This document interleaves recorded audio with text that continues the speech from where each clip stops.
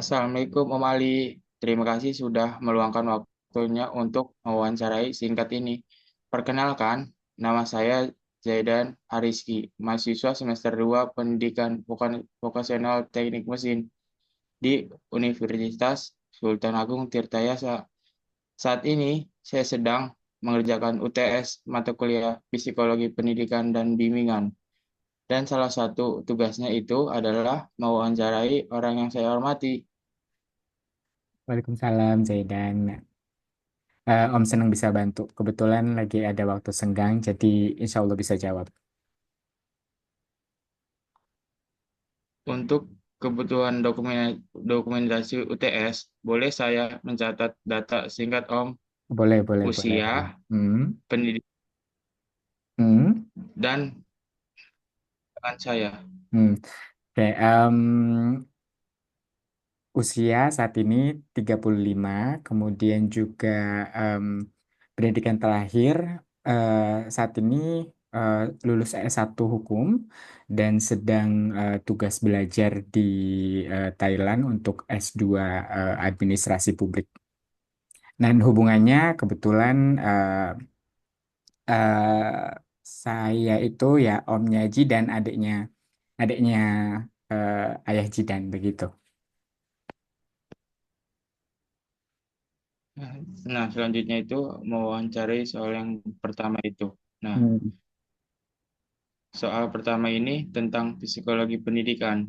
Jadi ada pedagang ekstrim bernama Eugenika yang menganggap orang dengan keterbatasan fisik atau intelektual sebagai beban masyarakat dan tidak layak melanjutkan keturunan. Sementara psikologi pendidikan modern lebih mendukung intelektivitas dan hak setiap orang. Untuk berkembang menurut Om, bagaimana perdagangan tentang orang-orang dengan keterbatasan ini? Apakah mereka pantas mendapatkan kesempatan orang yang sama atau memang menjadi beban? Maksudnya mungkin ada ini ya, ada orang yang menganggap keterbatasan fisik atau intelektual itu sebagai beban masyarakat dan tidak layak begitu ya. Eh, Pertanyaannya cukup berat ya Dan ya, tapi menarik buat dibahas. Karena kalau ditanya pandangan Om, eh, jelas Om itu menolak keras konsep yang tadi apa namanya eugenika. Nah, karena Ya, menurut Om itu setiap orang tuh punya hak yang sama untuk hidup dan berkembang sesuai potensinya masing-masing. Karena eh, pandangan bahwa orang dengan keterbatasan itu beban adalah pandangan yang sangat tidak berdasar, bahkan boleh dibilang picik begitu. Karena setiap manusia itu punya keunikan dan potensinya masing-masing. Jadi mereka itu bukan beban, tapi justru memberikan perspektif dan kontribusi yang berbeda dalam masyarakat. Misalnya gini, Jidan tahu mungkin Pak Habibie ya. Beliau itu pernah bilang kayak gini, kekuatan suatu bangsa itu tidak hanya terletak pada sumber daya alamnya, tapi pada kualitas sumber daya manusianya. Nah, kualitas ini bukan cuma soal fisik, bukan cuma soal IQ, tapi justru tentang keberagaman dan bagaimana kita bisa saling melengkapi. Yang jadi masalah sebenarnya bukan individunya, tapi sistemnya yang tidak ramah dan tidak akomodatif. Jadi kalau misalnya sistemnya dirancang dengan baik, semua orang tuh bisa berkontribusi sesuai kemampuan. Kalau misalnya di kampus Om sekarang itu di Thailand itu banyak sekali fasilitas yang dibuat itu sangat inklusif gitu untuk mahasiswa dengan berbagai kebutuhan khusus begitu. Nah, mungkin Jidan pernah dengar atau pernah tahu ada yang namanya Stephen Hawking gitu. Dia itu punya keterbatasan fisik begitu, tapi dengan keterbatasannya dia itu dia memberikan kontribusi luar biasa begitu bagi ilmu pengetahuan begitu. Intinya gini Dan, keterbatasan fisik atau intelektual itu bukan penentu nilai seseorang dalam masyarakat begitu. Jadi kita perlu sistem pendidikan yang inklusif. em, dan mendukung bukan yang mengucilkan atau mendiskriminasikan begitu. Jadi itu pandangan Om untuk pertanyaan terkait tadi gitu. Ada pertanyaan lain lagi? sudah ada, sudah cukup sih. Hmm, ada lagi Nah, pertanyaan selanjutnya yang selanjutnya. Hmm. itu yang mewawancarai soal yang kedua itu. Hmm. Nah, tentang kasus bullying yang Mhm, sering mhm, terjadi di sekolah, sekolah-sekolah Indonesia. mhm, Sekolah Indonesia, Om. mhm, Beberapa waktu lalu bahkan ada kasus viral di Bandung. Menurut mhm, Om, mhm, apa sih menyebabkan anak-anak sekarang jadi suka bullying gitu kan? mhm, Terus mhm. sebagai juga teman dan sekolah dalam mengatasi masalah ini. Iya dan jadi kasus bullying ini sebenarnya ini ya, kalau Om perhatikan itu cukup memperhatinkan begitu karena Om itu sering banget lihat berita-berita kayak gitu gitu. Jadi dari pengalaman kemudian pengamatan Om sendiri begitu, bullying ini masalahnya kompleks begitu. Jadi perlu penanganan dari berbagai sisi begitu. Kalau ditanya penyebabnya, sebenarnya banyak faktor dari keluarga. Jadi misalnya anak-anak yang jadi pelaku bullying biasanya punya masalah di rumah begitu. Mungkin mereka melihat kekerasan di dalam keluarga atau pola asuh yang terlalu keras atau justru terlalu permisif gitu. Jadi mereka jadi nggak belajar empati, nggak belajar bagaimana menghormati orang lain begitu. Nah, udah ada faktor lain, faktor teman sebaya itu juga kuat banget pengaruhnya. Jadi kalau misalnya remaja nih, itu lagi cari yang namanya identitas begitu. Em, Pengennya diterima begitu di kelompoknya. Kadang mereka ini ikut-ikutan bullying karena takut jadi target berikutnya gitu, atau pengen dianggap keren, nggak sok keren gitu kan. Nah, ada istilahnya itu kalau dalam Om lupa gitu istilahnya kalau nggak salah mob mentality gitu. Jadi ketika dalam kelompok orang itu jadi berani melakukan hal yang mungkin nggak berani dilakuin sendiri, begitu. Nah, ini yang kemudian menimbulkan bullying. Kemudian juga di sekolah, kadang sekolah itu terlalu fokus sama nilai akademik sampai lupa ngajarin nilai-nilai karakter, gitu. Jadi em, meskipun kadang ada sekolah dan dia punya aturan anti bullying, tapi kayak cuman hiasan dinding aja gitu. Jadi nggak ada pelaksanaannya gitu nggak ditegakin aturannya gitu jadi cuman ya slogan-slogan ada di tembok sekolah begitu. Nah untuk mengatasinya gimana gitu ya dari semua pihak begitu keluarga itu fondasi utama kemudian juga orang tua juga perlu ngajarin anak tentang empati menghargai perbedaan berdiri untuk kebenaran begitu terus kemudian juga orang tua juga ngobrol sama anak tanya apa yang terjadi di sekolah jangan fokus cuma nilai rapot nanyain gitu kan kemudian juga sekolah sendiri juga itu perlu bikin kebijakan anti bullying yang jelas gitu yang bisa ditegakkan gak cuma slogan konsisten gitu jadi bukan cuma nunggu masalah muncul gitu tapi proaktif bikin program pencegahan begitu. Gurunya juga sendiri juga perlu dilatih gitu untuk mengenali tanda-tanda bullying atau tahu cara intervensi yang tepat gitu. Karena dari guru sendiri juga kadang antara beliau-beliau itu antara tahu atau tidak gitu sebenarnya bahwa bullying itu terjadi begitu. Harusnya sih sebagai guru karena kan sebagian besar siswa itu kan dihabiskan waktunya di sekolah gitu. Tentunya guru itu juga tahu bagaimana siswa berinteraksi gitu.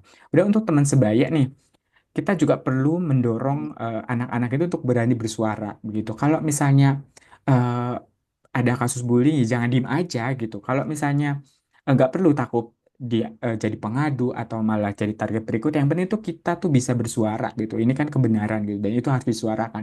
Berani ngadu gitu dan bertanggung jawab gitu. Satu hal yang penting gini. Apalagi sekarang media sosial gitu ya, Instagram, Facebook begitu, kemudian juga TikTok gitu kan. Jadi kita tuh harus bisa ngajarin anak-anak tuh bertanggung jawab menggunakan media sosial begitu. Jadi karena gini, cyberbullying itu sama bahayanya bahkan lebih bahaya karena bisa lebih cepat menyebar luas begitu. Jadi itu Om, kalau pendapat Om terkait bullying ya dan itu. Ada pertanyaan yang lain nggak? Nah itu pendapat Om terkait Sebenarnya, bullying. oh gitu, oke, Hmm. cukup. Selanjutnya itu wawancara yang ketiga itu. Nah, Hmm. jadi yang terakhir ini tentang kebijaksanaan penerima siswa baru. Hmm. Om, sekarang sekarang kan ada 4 jalur: Hmm. domisili, Hmm. afirmasi untuk Afirmasi. keluarga yang kurang, ah, prestasi dan Hmm. mutasi. Hmm. Ya, kadang si jalur afirmasi itu stigmasi sebagai kurang pinter lah Ah, iya, disebutnya iya. itu, Hmm. beban kelas. Nah, Hmm. menurut Tom itu gimana dampak kebijakan ini ke beragaman siswa? Mhm. Terus ter- terus apa peran guru dan sekolah untuk mengatasi stigma ini? Oke, ini terkait ini ya, apa istilahnya jalur-jalur masuk sekolah ya kalau nggak salah ya. Em, ini sebenarnya topiknya sering banget Om diskusi gitu ya sama teman-teman di kampus gitu. Ini kan kebijakan multi jalur ini sebenarnya tujuannya bagus gitu kan, buat apa namanya pastikan pendidikan itu bisa diakses semua kalangan gitu. Tapi ya kita nggak bisa nutup mata gitu. Dalam prakteknya memang kadang muncul stigma yang tadi kamu sebutin gitu, kurang pintar, beban kelas begitu kan. Masalahnya, kita ini sering terjebak dalam pandangan sempit tentang kecerdasan gitu ya. Kita anggapnya anak pintar tuh cuma bisa matematika, bisa IPA, fisika, biologi begitu ya. Padahal kecerdasan itu macamnya ada banyak gitu. Ada anak yang jago musik, ada anak yang jago olahraga, ada yang punya empati tinggi, banyak pokoknya gitu kan. Nah, dari pengalaman Om, itu ketemu banyak orang dengan latar belakang berbeda-beda. Om tuh yakin setiap orang tuh punya kelebihan masing-masing. Ada yang pandai bicara, ada yang jago analisis, ada yang terampil dalam apa namanya pekerjaan fisik gitu. Nggak ada yang lebih bagus dari yang lain. Semua punya perannya masing-masing dalam masyarakat gitu. Artinya masing-masing tuh punya punya apa ya kepintarannya masing-masing begitu. Nah, dampak kebijakan ini terkait keberagaman siswa ini sebenarnya positif karena membuka akses lebih luas. Tapi kalau nggak dikelola dengan baik bisa jadi negatif karena memunculkan polarisasi atau stigmatisasi tadi gitu. Jadi peran guru sekolah itu sangat krusial di sini dan jadi guru tuh perlu menunjukkan bahwa mereka memperlakukan semua siswa itu dengan hormat dan ekspektasi yang sama tingginya, terlepas dari jalur masuknya. Jadi mau yang mana saja jalur masuknya. Em, Mereka juga, guru dan sekolah ini juga perlu mengadopsi metode pengajar yang mengakomodasi berbagai gaya belajar dan kecerdasan gitu. Karena kecerdasan itu sebenarnya beda-beda gitu. Nggak bisa diukur dengan satu kepintaran matematika, satu kepintaran fisika begitu. Nah, sekolah juga ini perlu merancang aktivitas-aktivitas yang memungkinkan siswa dari jalur berbeda gitu untuk berinteraksi dan menunjukkan keunggulan mereka masing-masing. Misalnya proyek kolaboratif di mana siswa ini dengan berbagai keterampilan itu bisa saling berkontribusi begitu. Yang nggak kalah penting ini eh, sistem evaluasi. Kalau evaluasi cuman berbasis ujian tulis, ya jelas yang diuntungkan siswa dengan kecerdasan tadi ya kayak matematika gitu, kayak kecerdasan bahasa, apa istilahnya keren tuh linguistik begitu kan. Tapi kalau misalnya ada variasi seperti evaluasinya berbentuk presentasi, project, portofolio gitu. Jadi semua jenis kecerdasan tuh bisa diapresiasi begitu. Nah, di beberapa sekolah tuh sebenarnya udah mulai nerapin pendekatan yang lebih apa ya terpusat gitu, holistik gitu dalam evaluasi siswa. Jadi nggak cuma nilai ujian gitu, tapi juga sikap, kreativitas, kerjasama tim. Dan menurut Om ini langkah yang bagus gitu untuk mengurangi stigma itu gitu. Intinya gini dan keberagaman itu kekayaan bukan masalah. Jadi sistem pendidikan kita itu perlu inklusif, tidak hanya memberi akses tapi juga mengapresiasi berbagai bentuk kecerdasan dan potensi. Nah, itu yang bisa Om sharing begitu. Sampai sini Oke, ada yang mau ditanyain lagi atau masih ada pertanyaan? sudah cukup sih, Oke, itu aja berarti. sudah, Oke. sudah. Nah, Terima kasih. sama-sama. Ini ya, sukses ya sekolahnya ya. Ya, Ya, Assalamualaikum. Waalaikumsalam.